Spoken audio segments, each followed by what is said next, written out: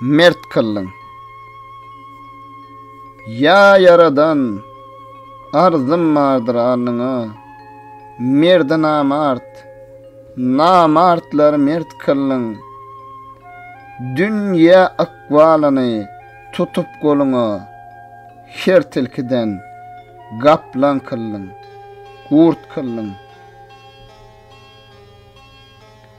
Kimse badar tutup girdi dükana, kimseni getirmez panı cahana.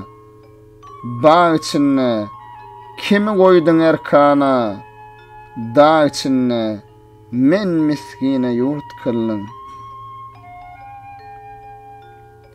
Kim namaz okamaz, kim roza tutmaz, kimse pelin atar, giycesi yatmaz. Kimse sözü adam canına batmaz, kimselerin sözün kesapat kıllyň. Adam oğlu yığlar, yürekde ahy, dinlemez gardaşy, kadir hudahy. Kimselere vatan kıllyň dowzahy, kimselere behişt mürewwet kıllyň. Magtym ulu diýer, derdin halyny, soran bolmaz meniň bu ahwalymy.